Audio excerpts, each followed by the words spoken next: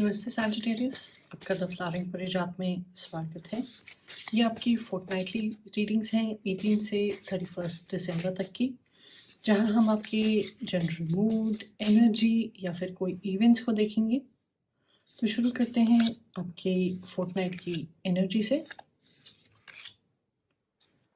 साथ ही क्योंकि new year आने वाला है, आप कोई रेजोल्यूशन बना रहे हैं, किसी प्लान के बारे में सोच रहे हैं, तो 2 कार्ड्स ये देखने के लिए कि आपको क्या कट करना चाहिए अपनी लाइफ में से और कहाँ आपको डेवलपमेंट और फोकस पे ध्यान देना चाहिए। तो एक कार्ड कुछ कट करने के लिए, एक कार्ड आपकी फोकस के लिए। तो सैजिटेरियस, ये रीडिंग काफ़ी अच्छी भी लग रही है और काफ़ी इम्पोर्टेंट टाइम भी होगा आपके लिए। दो मेजर अरकाना के कार्ड्स हैं। तो इस फोर्टनाइट आप किसी डिटेल ओरिएंटेड काम में बिज़ी हैं, आपको काम पसंद भी आ रहा है, आप उसको एन्जॉय कर रहे हैं, मगर आप किसी तरह की मास्टरी को प्राप्त करना चाहते हैं। आप देख रहे हैं कि रिश्तों में, लाइफ में या फिर जॉब में कौन-सा पीस कहाँ फिट हो रहा है, कौन-सा कनेक्शन कहाँ ठीक बैठेगा। बल्कि आप किसी तरह की डिग्री प्राप्त कर सकते हैं या फिर सर्टिफ़िकेशन प्राप्त कर सकते हैं, और उसके बावजूद भी आप लगे हुए हैं, आप बार-बार अभ्यास कर रहे हैं, प्रैक्टिस कर रहे हैं, ताकि चीज़ तो जल्दी हो, ताकि आप अपने गोल तक भी जल्दी पहुँचे। मगर आप इस एरिया में जो डिटेल्स हैं, उनको एप्रिशिएट कर पाएँ कि कौन-सी चीज़ कैसे होती है, क्यों होती है। अब उस लेवल की आपको अंडरस्टैंडिंग आने लग गई है अपने इंटरैक्शंस में। ज़रूरी नहीं है कि ये जॉब रिलेटेड ही हो, और अब आप उस स्टेज पे हैं कि आप अपनी फील्ड में या उस एरिया में आप अपनी एक टेक्निक डेवलप कर सकते हैं, उसको ज़्यादा अच्छी तरह करने के लिए या फिर उसको सिंप्लीफाई करने के लिए। जो दूसरा कार्ड है नंबर 5 द प्रोक्लेमर, ये हायरोफेंट का कार्ड है। अगेन रिपीट कर रहा है कि अब आपको किसी क्लब में, किसी तरह के ग्रुप में एडमिशन मिल सकती है। आपके अचीवमेंट्स को देख के कोई मेंटोर आपके सामने आ सकते हैं कि हाँ जी, अब मैं आपको सिखाने को तैयार हूँ। और ये किसी और की जो आपको सपोर्ट मिल रही है या फिर जो वो आपको बैकिंग दे रहे हैं, ये इम्पोर्टेंट है क्योंकि आपके एंड गोल में ये आपको हेल्प करेगी। इस कार्ड के साथ जो ट्रेडिशंस हैं, प्रोटोकॉल्स भी काफ़ी स्ट्रॉन्गली जोड़े जाते हैं, एंड आप भी एप्रिशिएट करेंगे कि इतनी मेहनत करने के बाद अब आप जब इस लेवल पर पहुँचे हैं और इस ग्रुप में आपको एडमिशन मिली है या आपके जो मेंटोर आपको चीज़ें बता रहे हैं, अब आप उसको सही मायने में एप्रिशिएट कर पा रहे हैं। ये सिर्फ़ किताबी बातें नहीं होंगी, ये ऐसी चीज़ें हैं जो उन्होंने अपने एक्सपीरियंस, अपने अनुभव से सीखी हैं, और प्रैक्टिस में और एग्ज़ीक्यूशन में इन चीज़ों का बहुत महत्व रहता है। आपका जो तीसरा कार्ड है द नर्चरर का, ये द एम्प्रेस का कार्ड हुआ। तो ये कार्ड भी अच्छी न्यूज़ ही लेके आ रहा है। कह रहा है कि आप अपनी धुन में, अपनी गोल्स की तरफ लगे हुए हैं। वो एनवायरनमेंट बनाने की कोशिश कर रहे हैं, जहाँ आपके अंदर का जो बेस्ट है, वो उभर के बाहर आए। आप किसी तरह की आउटडोर एक्टिविटी में इन्वॉल्व हो सकते हैं। शायद जो क्लब है, वो कहीं हिल स्टेशन पे या किसी बड़ी अच्छी नेचुरल जगह पे लोकेटेड है, आप वहाँ टाइम स्पेंड करें। या फिर आप शहर से दूर नेचर के क्लोज़ कोई हॉलिडे ले सकते हैं, या अपने ही घर में कुछ अपना गार्डन शुरू करने की, प्लांट्स रखने की हैबिट को अब आप शुरू कर सकते हैं। साथ ही ये जो कार्ड है फैमिली के क्लोज़ कनेक्शंस के साथ जुड़ा हुआ है।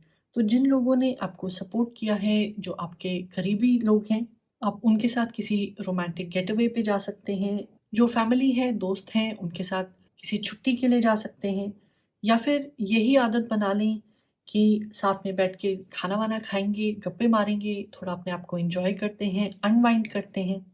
तो प्रोफ़ेशनल फ्रंट पे, कुछ लर्न करने के फ्रंट पे, यानी कि एजुकेशन के फ्रंट पे भी आपको सक्सेस मिल रही है। तो ये आपकी अच्छी रीडिंग है। एक एरिया जहाँ आपको काम करने की ज़रूरत है, वहाँ कार्ड आया है नंबर 27 हॉथॉर्न।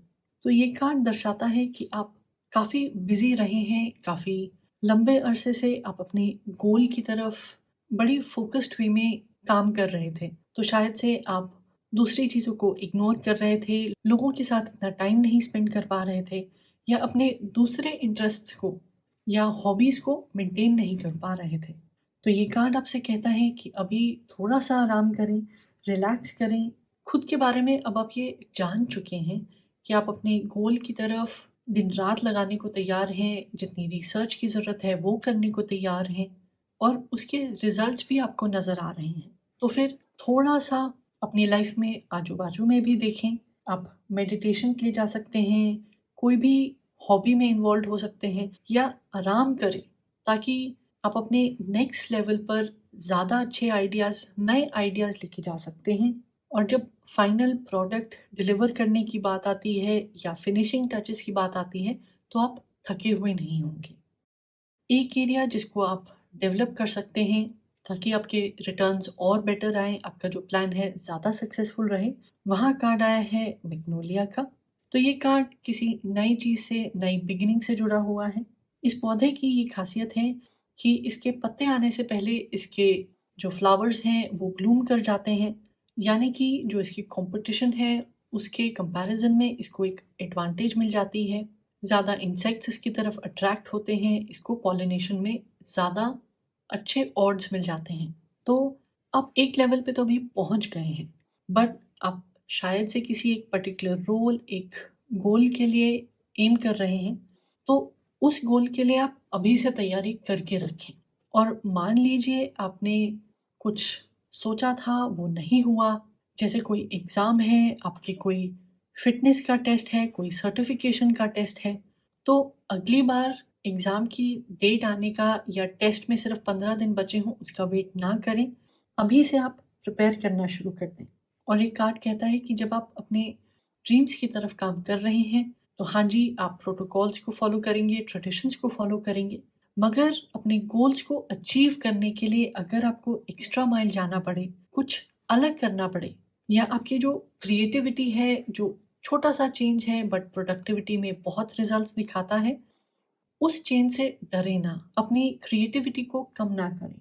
तो एक ग्रुप में होते हुए भी आप वो सवाल पूछ सकते हैं जो शायद दूसरे लोग नहीं पूछते हैं। आप एक प्रॉब्लम को डिफरेंट नज़रिए से प्रेज़ेंट कर सकते हैं। तो अपने क्यूरियोसिटी को, अपने उस स्पार्क को बुझने मत दें, उसको बल्कि एनकरेज करें। तो ओवरव्यू में ये आपके लिए काफ़ी अच्छा फोर्टनाइट जाएगा। किसी तरह की सक्सेस आपके पास है, आप किसी ग्रुप का हिस्सा बनना चाहते थे, किसी का आपको अप्रूवल चाहिए था, वो शायद से मिल जाए, किसी की गाइडेंस आप माँग रहे थे, तो आपको वो मिल सकती है। तो इस टाइम को, इस सक्सेस को एन्जॉय करें। इससे आपको अपनी सेल्फ वैल्यू का तो पता चल ही गया है, मगर साथ में जो लोग आपके करीबी थे, उनको भी सेलिब्रेट करें, उनके साथ भी टाइम स्पेंड करें। और जो आप ब्रेक्स लेते हैं, स्पेशली आउटडोर एक्टिविटीज़ में या फिर नेचर के पास, वो आपके लिए अच्छी रहेंगी। और कुछ अलग करने में, कुछ हट के करने में अब आपको घबराने की ज़रूरत नहीं है, क्योंकि ये टाइम आ गया है कि अब आप अपने काम में, अपने रिलेशनशिप्स में, अपनी हॉबीज़ में भी अपना एक छाप छोड़ सकते हैं।